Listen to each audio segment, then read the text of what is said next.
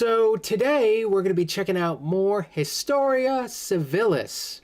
The video I picked is the Bronze Age collapse, approximately 1200 BCE. So when it comes to history, I shy away from a lot of the ancient stuff. I like a lot of the post-Protestant Revolution stuff. I really enjoy that with the expansion of literacy and stuff. It kind of changes the way in which you study uh, a certain society. I find the ancient stuff is really cool, but I like studying stuff in a different sort of way that doesn't really work as easily in ancient history. I guess different methods for different time periods. We all kind of have our preferences when we get into studying history. That's kind of why I have my little cutoff. If it's before the Protestant Revolution, I'll learn about it, but it's not my focus or anything like that. So this is something that I know very little about. I think I've had some archaeologist friends who have tried to talk to me about it, but I don't know if I really had all that much that I absorbed from any of those conversations. So I'm a blank slate. I'm ready to learn. I'm ready to check out some more Historia Civillis. So let's get this one started. The audio going through? Sometime It around is. the Cool. year 1200 BCE, human civilization did an oopsie. Within the short span of one generation, the majority of Earth's most technologically advanced civilizations faced an existential crisis. Nearly all of them failed the test. The resulting collapse was a turning point in human history, similar in scope to the collapse of the Roman Empire. The old world died, and the Bronze Age died with it.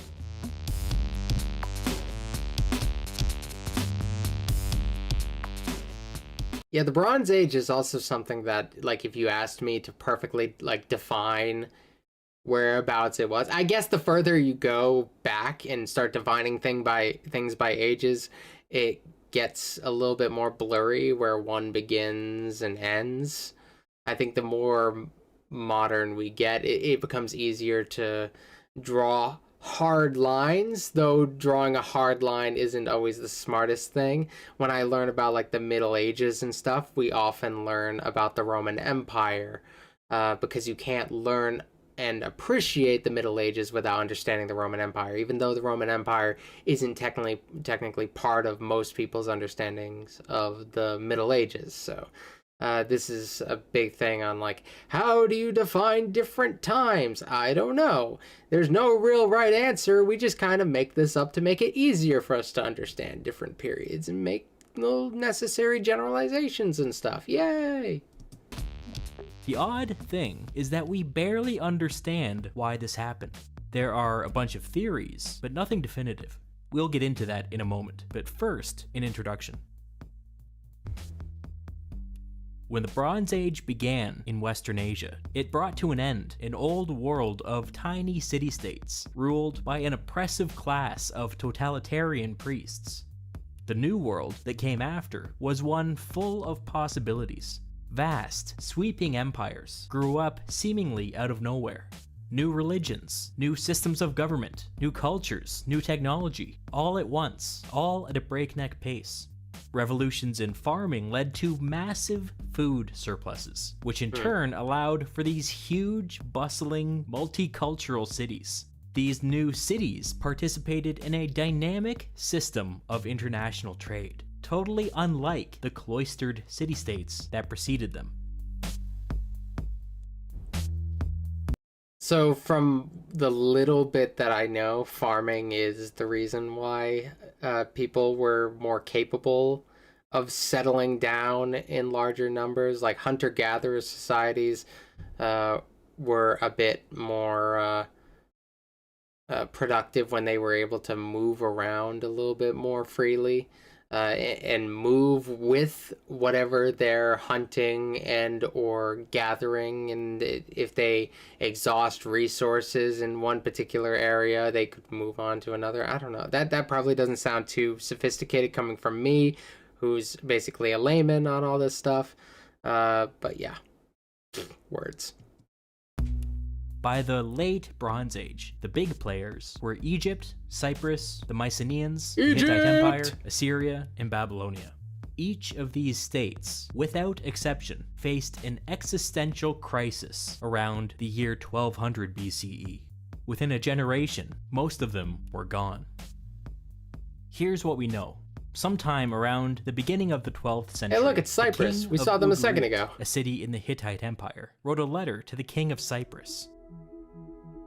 My father, now the ships of the enemy have come. They have been setting fire to my cities and have done harm to the land. Doesn't my father know that all of my infantry and chariots are stationed in Kat, and that all of my ships are stationed in the land of Luca? Kat was another name for the Hittite capital, several hundred kilometers inland. Luca was several hundred kilometers to the west on the Aegean coast.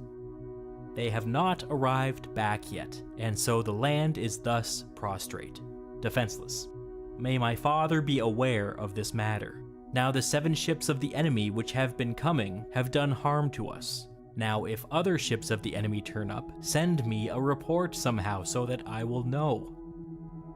The Hittites promised to send the king of Ugarit reinforcements, but it was too late. The last known letter to leave Ugarit reads, "When your messenger arrived, the army was humiliated and the city was sacked." It's so fun whenever you get to deal with written material from these periods, because it's so rare. Like, the further back you go, preserved written material becomes so much more rare. And as you get into like the newer history, like people who are studying 2020, something they're going to struggle with is having too much information to sit through. And there's so much record that's just going to last forever thanks to the internet. I find that people who study ancient history, in a lot of ways, they're fortunate to have the opposite problem, because that stuff is very difficult to sift through when you have too much material. But they would like to have more, I'm sure. But it becomes so valuable to have that mastery of the primary sources. When I speak to people who really know this stuff, they know their primary sources much better than I know the primary sources from my own time that I study, because, well, there's less, therefore they can spend more time trying to understand them in greater depth. And I really appreciate the concentration that goes into studying ancient history.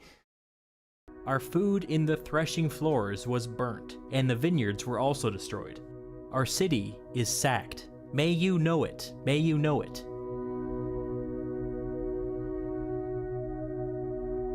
The king of Cyprus was well aware of what was happening on the mainland, but he had problems of his own. Cyprus was under attack at the same time. Several larger cities, especially on the western coast, were burned, and many of the smaller cities, further inland, were simply abandoned. Wealthy residents buried their valuables, with plans to return once the crisis had blown over. They never returned.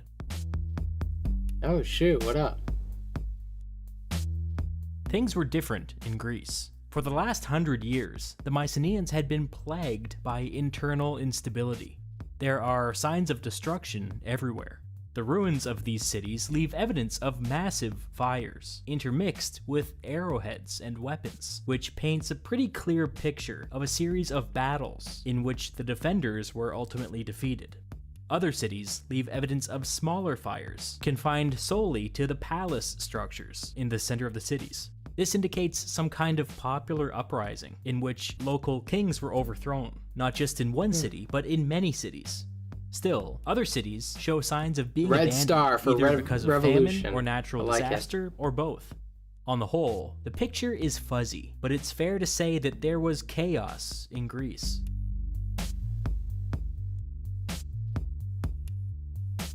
It was even worse in Anatolia, the homeland of the Hittites. Archaeological evidence suggests that every major city in Anatolia may have been at least partially destroyed during this period. This was especially true up and down the coast. In fact, we now know that the city of Troy was destroyed at this time. Recent archaeological digs there have found arrowheads still lodged in the ruined walls of a city, and evidence of a fire.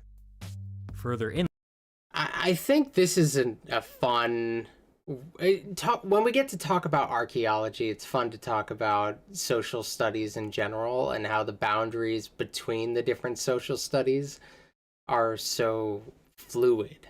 That's something that I really appreciate. Like all archaeologists, in a way, are historians. I suppose not all historians would be considered archaeologists. I guess based on like methods of study. But it's rather interesting when I get to learn about that stuff in the broad sense. I respect archaeologists. They do the field work that gives historians kind of the groundwork to build upon. It's more of a cooperative relationship than anything. And archaeologists themselves, of course, build upon their own work just fine. They don't always need us. Sometimes they're the best historians in a lot of ways. Inland, things get a little more mysterious. The Hittite capital, which only a few years earlier was being protected by the king of Ugarit's army, was largely abandoned. It would later be stormed and burned, just like all the others.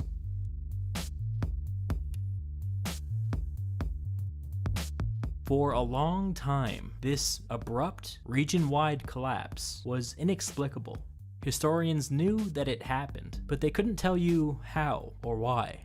But in the second half of the 19th century, Egyptian archaeological discoveries provided a hair-raising and revolutionary explanation for this mysterious collapse. This inscription was discovered in an Egyptian temple in Medinet Habu. It changed our understanding of the late Bronze Age forever. Egyptian pharaoh Ramses III describes several waves of foreign invaders arriving on the shores of Egypt over the course of 30 years. The inscription at Medinet Habu reads, "The foreign countries made a conspiracy in their islands. All at once the lands were removed and scattered in the fray. No land could stand before their arms. They were coming forward toward Egypt, while the flame was prepared before them. They laid their hands on the land as far as the circuit of the earth, their hearts confident and trusting. Our plans will succeed." The Egyptians had some guesses as to who these invaders were, but they couldn't be certain. Historians have simply taken to calling them the Sea Peoples. We now think that the Sea Peoples were a loose coalition of groups from Atlantis confirmed. all across the Mediterranean. We can't be 100% sure of this, but we can say with some confidence that most of them were from Sicily, Sardinia, Crete, and the Aegean coast, maybe some other places too. Some wore feathered head dresses, while others wore horned helmets or simple leather caps. Some wore kilts, while others wore tunics. Some went into battle wearing full body armor, while others fought shirtless. What united these groups was their reason for coming. This was a migration. We know that they came on boats.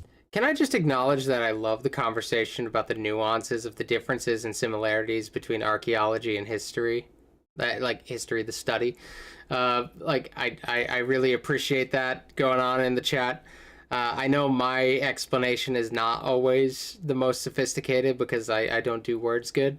But I'm just acknowledging I'm watching it while I watch this, and I really appreciate it. It's a lot of fun finding the difference. Like, I guess all historians in a way are archaeologists. That's why it's kind of like a blurred line between any social studies, because if you're a historian, in a lot of ways you gotta be depending on what you study. You got to be an economist. You got to be into geography. You got to understand culture. You got to understand military. There's all sorts of. It's such an all-encompassing umbrella that you got to be a little bit of everything, I suppose. I wouldn't go so far as to call myself an archaeologist because I think that would give me. Oh no, the bird stepped on the computer. Get off the computer. That would give me credit that I don't think or an air of respectability that I don't think I've earned. But, oh god, where were we? What happened? There we go. Let's figure out where we were. Where was Either because of famine or natural disaster or both. On the whole, the picture is fuzzy, but it's fair to say that there was chaos in Greece.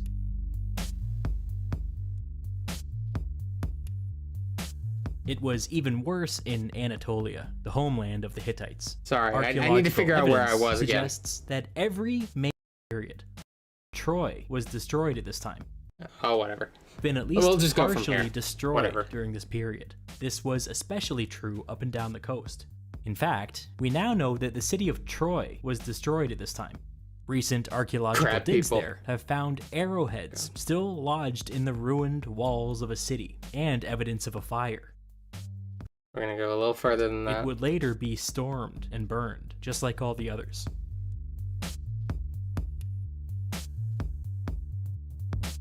For a long time, threw me off this so much. abrupt, region-wide collapse was inexplicable. Historians knew that it happened, but they couldn't tell you how or why.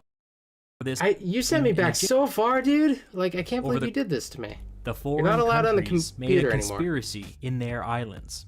All at once, All at once. the flame was prepared. Flame. Yes, we were here. The Egyptian historians have simply taken. Here we go. We're gonna was get a there. migration. Here we were.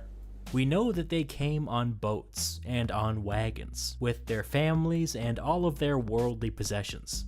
What brought them here is another question that we'll get into later. By the time the Sea Peoples finally arrived in Egypt, virtually every other Bronze Age civilization had been overrun. The Mycenaeans in Greece, the Hittites in Anatolia, Canaan in the Levant, Cyprus in Cyprus, all gone. Some states further inland were less affected by the invasions, but they were so weakened by the collapse of their neighbors that their days were numbered as well. When the Sea Peoples began their migration, they couldn't have imagined that it would have been this successful. All the way up until Egypt, every attempt to resist them failed. Why? In order to understand this, we need to talk about Bronze Age warfare. Hell yeah. That's exciting. Right? Chariots. Chariots, chariots, chariots. Bronze Age warfare in Western Asia was all about chariots.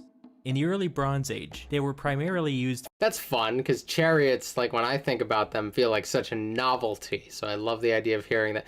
Like, even, like, you go pretty far back and they still feel like a bit of a novelty. I love the idea of going back and understanding, like, when they were a bit more practical. For transportation. But by the Intermediate Bronze Age, the militaries of every major state in the region were completely designed around the use of the chariot. A chariot of this period usually consisted of a team of 2 horses pulling a team of 2 humans, 1 driver and 1 archer. The humans, I mean. The horses and the driver were trained for speed and maneuverability, and at full speed could move roughly twice as fast as a human could run. The archer wielded a composite bow, not as clumsy or random as a regular bow. It was smaller and lighter, with better accuracy, range, and firepower. It was a state-of-the-art piece of technology. In this period, it could punch through roughly 3 inches of metal. Oh, shoot, what So up? a full chariot team had everyone else beat when it came to speed, range, and firepower. This is a bit of a tangent, but it's said that the moment the HMS Dreadnought touched water in the year 1906, every other ship in the ocean became obsolete. The HMS Dreadnought was the best in the world when it came to speed, range, and firepower, which meant that it could just sit back It's the and chariot. pick off enemy ships at a distance, and then outrun anybody who came too close. The Like chariot the of its Dreadnought, time. Bronze Age chariots had speed, range, Pretty rad. and firepower. Like the Dreadnought, they could just sit back and pick off enemies at a distance. Like the Dreadnought, they could outrun anybody who came too close. An experienced group of chariots were capable of defeating an army 10 times its size. This revolutionized Bronze Age warfare. But they were expensive as hell. Horses had to be specifically bred and trained, which cost a small fortune. The equipment was all handcrafted by artisans, and cost at least twice as much as the horses did. The loss of a single chariot was catastrophic, and so chariots went into battle with thousands of inexpensive spearmen and archers deployed in a defensive line. The infantry could protect friendly chariots that needed to repair or regroup, or they could rush forward and destroy enemy chariots that were damaged or caught in a bad position. As we get into the late Bronze Age, the region was in the midst of a chariot arms race. And then A chariot arms race. That's amazing. Unlike the Bronze Age civilizations of Western Asia, the Sea Peoples fought on foot. Instead of using spearmen and archers to form a defensive shield for their chariots, the Sea Peoples wielded long swords and javelins, and they fought with an unmatched aggression. So the Syrians, sorry, are the Sea People? Why did I say Syrians? Are the Sea People like the Vikings of their time? They're just kind of like rolling up on people like from like a vague location, like all off over there, and just like I guess it depends on how dominant they were in battle. I don't know if there's a I don't know. Maybe there's some parallel there. I'm not sure. For some reason, I can just think of the Vikings. Yeah, sorry, Laura. I had work earlier today, so I had to stream a little bit later. And it's going to be that way for a couple more weeks, and then I want to get back to slightly earlier streams. If I can. We'll see.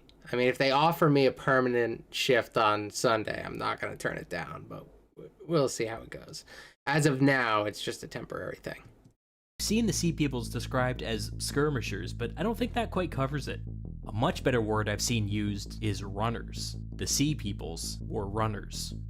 They were highly mobile and weren't locked down into tight little groups like the spearmen were. Instead, their way of fighting was to explode outwards in unexpected bursts. This fact made the Sea Peoples chariot killers. The whole reason a chariot was effective was that they could outrun a person on foot. But was the same true of 10 people? 100 people? What if they were coming at them from different directions? What if they got cut off from the main group? Chariots couldn't exactly turn on a dime, so it only took one wrong move for the Sea People's runners to overwhelm and destroy a chariot. And like I said, the loss of a single chariot was catastrophic. The defensive line of spearmen and archers were supposed to protect against something like this, but in practice, the highly mobile Sea Peoples were able to get behind their lines quite easily. As a response to these new tactics, defensive lines grew and grew and grew. It appears that by the end of this period, the armies facing off against the Sea Peoples were 10 times larger than they were at the beginning. As I said before, towards the end of this period, Egypt was pretty much the last state standing. Virtually all of its neighbors had fallen to the Sea Peoples. The inscription at Medinet Habu depicts the final battle against the Sea Peoples at the mouth of the Nile. Is that supposed to be the pharaoh in the top right corner? Like actively firing? Or am I? Hold on. Let me see though. I don't know if that's supposed to be him or not. I remember they were talking about the pharaoh as they zoomed into this archer picture up here. I don't know if, and he's like standing on people like a boss. That does feel very pharaoh like. So they portray the pharaoh as like an active fighter. That's kind of cool. That is very, very cool. If that is the case, I find that pretty fascinating. When you look at kings, like some kings are portrayed as like uh as fighters, as like fighting kings or whatever. But it kind of depends on the where and when, I guess. Like, not you don't always see depictions of them actively taking people on unless they're specifically known as like conquerors. Depicts the final battle against the Sea Peoples at the mouth of Size the Nile. equals power. Look at indeed, how the it seems. inscription emphasizes how large the Egyptian army had become. Here's a row of spearmen, and then a row of archers, and here's the pharaoh Ramses III personally leading the battle. I just had to wait like 3 seconds to get the answer to my question. I'm sorry I do that. That's really cool. Like, yeah, it is like the propaganda showing him in the fight. It really does. I think about that. Portraying him in the fight is so interesting to me. Sometimes kings are portrayed as kind of above the combat stuff because they're seen as like synonymous with like tiny gods, basically, in some civilizations. So it's interesting seeing one fighting with just regular people, though his portrayal is clearly ridiculous with him being like 20 feet tall. So, you know, there is an otherworldly element to it that has to be acknowledged, I guess. Standing on the bodies of That's his normal enemies. for Egypt. And then, of course, here's the mighty chariot, prominently displayed, but not playing a decisive role in the battle. Clearly, the bulk of the fighting was among the spearmen and the archers. In writing, we are told that the Egyptians protected the mouth of the Nile by making a wall out of ships, each loaded with archers. We're also told that every spearman in Egypt was in position and waiting for the Sea Peoples to land on shore. The inscription at Medinet Habu tells us the final result of the battle. Here are some Sea Peoples taken captive and being led away. Here is some unspeakable carnage. Of course, this is a piece of Egyptian propaganda, but we have no reason to doubt that this was the result. After so many incredible successes, the Sea Peoples were finally defeated in Egypt. But even in victory, Egypt suffered. Egypt is From so this cool. moment forward, Egypt was a second-rate power, and even after 1,000 years, it had not yet fully recovered. The fact that Egypt was so badly I know some people from Egypt, and they were asking about my studies, and they were wondering if I ever studied ancient Egypt. I was so sad to admit that I knew very little about it because they're really cool, and they seemed disappointed that I never studied it. And they were like, well, a lot of stuff happened and it built into a lot of other stuff, and it's a really important part of history. And I'm like, yeah, I just never got around to it, man. I wish I did, but I never got around to it, man. Damaged by the collapse of international trade is a clue. There has to be more to the story than the Sea Peoples. Scholars have been pulling at this thread for the last couple of decades, and the evidence is convincing. Bronze Age civilizations needed bronze, obviously. Without a constant supply, many of their cutting-edge technologies began to deteriorate. Bronze is made by combining 9 parts copper with 1 part tin. Copper is a relatively common metal, but it's difficult to mine. Most of these Bronze Age civilizations had their own small mining operations, but the real action was in Cyprus. Cyprus was absolutely swimming in copper, and mining it was dead easy. This transformed the island into a fabulously wealthy hub of international trade. That brings us to tin. Tin is funny because it's actually extremely rare, and it's not evenly distributed across the earth. There was a tiny tin mine in Anatolia, controlled by the Hittites, but it didn't produce nearly enough to supply the entire region. After that, there weren't many options. The next closest major source was all the way over in modern Afghanistan, more than 3,000 kilometers away. You can just imagine how expensive and dangerous it was to haul tin all the way from Afghanistan to Cyprus. I could only imagine. There were alternative sources, but it was tough. There was a smaller mine in Italy and another small mine in Spain, but these alone couldn't meet demand. There wasn't another deposit on the scale of the Afghanistan mine until you get all the way up to Cornwall on the island of Britain. It might shock you to learn that people actually made this trip. It was a risky voyage, but if you made it back, it was worth it.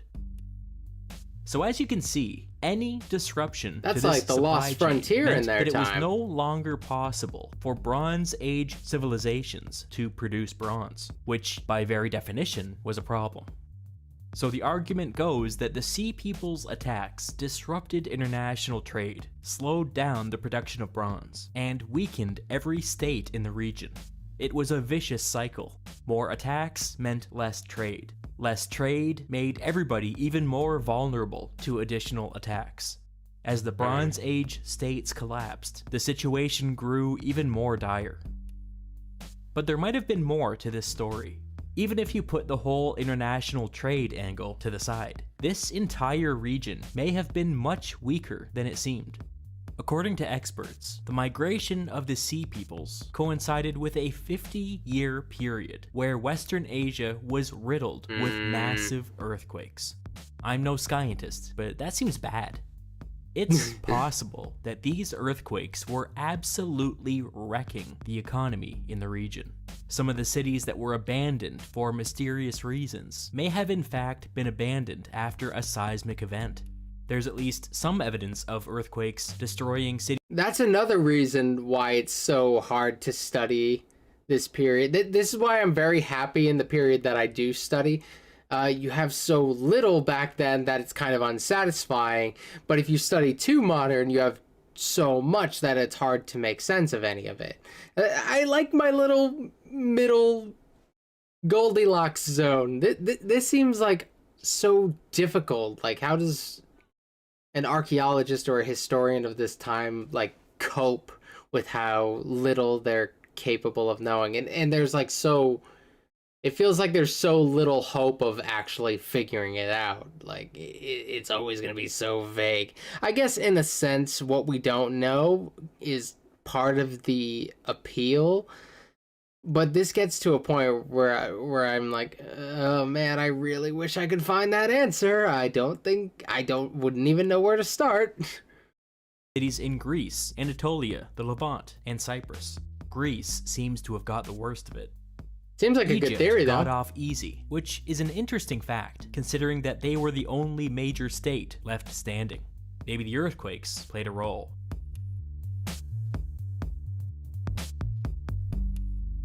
So, what brought the Sea Peoples here? For a long time, scholars guessed that some kind of famine in northern Europe caused a domino effect of southward migrations, culminating with the Sea Peoples packing up and fleeing across the Mediterranean Sea. This always made sense on paper, but there was very little evidence to support this theory. So whoever it was that said, like, armed refugees, somebody in the chat said that earlier, that actually does seem to apply very well to this. Until now. We now know that around this time, there was some kind of environmental emergency. It turns out that, as expected, Northern Europe was badly affected by this, which would have caused that domino effect. But the surprising thing is that the effects were even more severe in the Eastern Mediterranean. We now have ancient pollen samples from northern Syria, which seem to point toward a dry event lasting for 300 years, beginning just before the Bronze Age collapse. Pollen samples have also been taken from Cyprus, where things were even worse. Pollen samples. These samples indicate that environmental changes were so severe in Cyprus that there was no longer enough rainfall to sustain even basic agricultural activity. This would have been catastrophic. It may explain why some of the cities were abandoned before the Sea Peoples even came. Similar things have been found in the Levant, Anatolia, and Greece. In fact, in Greece there's evidence that over hundreds of years, plants were evolving to survive a desert-like environment. Some of the letters we find in the city of Ugarit Buxton. It was Buxton support who this said finding. that. Apparently, during one of the invasions, point. there were crop failures across the entire Hittite Empire. One letter from the Hittite king to the king of Ugarit makes an urgent request for rain, ending with, "It is a matter of life and death." There's another letter from the nearby city of Emar, written during one of the later invasions. It reads, "There is famine in our house. We will all die of hunger. If you do not quickly arrive here, we ourselves will die of hunger. You will not see a living soul from your land." If these reports of environmental emergency are true, and we think they are, the Bronze Age civilizations may have been in a state of crisis before the Sea Peoples even arrived. The best current... That's another element of studying ancient history that is that is not super appealing, and I respect people who actually do go through the trouble. These things had to have been translated, and the fact is you'd have to learn a language that likely isn't all that useful today. Even if you have languages that do translate somewhat today, they're probably very different now than they were back then. That's another thing, like, I don't know if I'd want to put that time in to study something like that. It's very impressive, but man, it's a big investment, and it's a noble investment, I would say. Analysis of the Bronze Age collapse has landed on something called the systems collapse theory. According to the systems collapse theory, the arrival of the Sea Peoples was actually a medium-level threat. Under normal circumstances, the Bronze Age civilizations should have been able to fight them off, but they weren't living under normal circumstances. Changes to the climate had resulted in widespread famine across the region. This resulted in the depopulation of key cities. The famine and the depopulation then led to internal instability, where some local populations rose up and overthrew their ruling classes. We have evidence that this happened with some frequency over this period, especially in Greece. These factors, and the invasion of the Sea Peoples, caused a collapse in the international trade system, which just made everything all the worse. Sea Peoples. Oh yeah, and the region was absolutely riddled with earthquakes. The Bronze Age civilizations in Western Asia were dealing with 5 crises at once, with each crisis creating a multiplier effect on all the other ones. And then the Sea Peoples came. We still don't fully understand how or why the Bronze Age abruptly collapsed, and perhaps we never will, but the systems collapse theory is pretty good. One thing that I will point out is that for all of its clever work collecting pollen samples and studying ancient seismology, the systems collapse theory does slightly de-emphasize the destruction wrought upon Bronze Age civilizations. The fact that countless cities were destroyed is undeniable. We have the physical evidence. The systems collapse theory argues that less of these were destroyed by the Sea Peoples than originally thought. And this might be right. We have all that evidence of environmental changes and earthquakes, but we don't know for sure. Scholarship in this area is still ongoing. There have been significant breakthroughs just within the last 10 years. We may see some definitive answers in our lifetimes. But for now, we don't know. We see the aftermath of the Bronze Age collapse, but when it comes to the root cause, all we have are theories. Go! Longest year in human history. Maybe next time. We'll see. I should do Historia Civillis a little bit more often than I have, because he's a fantastic presenter. His visuals, I always remark on how simple yet effective they are, and I think that's one of the best things about him, his simplicity. Anybody can throw the kitchen sink at somebody visually and try to keep their attention, but to keep somebody's attention with minimal visuals and still keep it engaging. I think it's a very strong skill that Historia Civillis has as a presenter, and I really do appreciate their content. It's really cool. I think I may have made a bad call with checking out a video about the collapse of the Bronze Age without checking out some more stuff on life during the Bronze Age. It's like I learn how it ends, and then it's like the end of a movie. It's like it shows the end, but then here's how we got here. It's one of those things. Uh, so maybe I should check out some more stuff on the Bronze Age itself, like which I'm totally down with if I can find something that looks interesting. So I'm maybe we'll think about it. I want to see what else Historia Civillis has as well. I was thinking about going through some of the Greek and Roman history videos, which is a big chunk of their videos. They have a Julius Caesar playlist. They have stuff on a couple that I was looking at. I think it was like the Constitution of Sparta and of Athens. And I was thinking about checking out both of those at some point in the future. I wasn't sure if I'd have time for it today. I don't know. We're doing all right, and I'm not as tired as I thought I would be over an hour into the stream. So, who knows how far we're gonna be able to get today? But I wasn't sure if I'd be up for that much grease in one stream. But maybe next time. Maybe I'll think about it at some point in the near future. I have so much stuff I want to check out, though.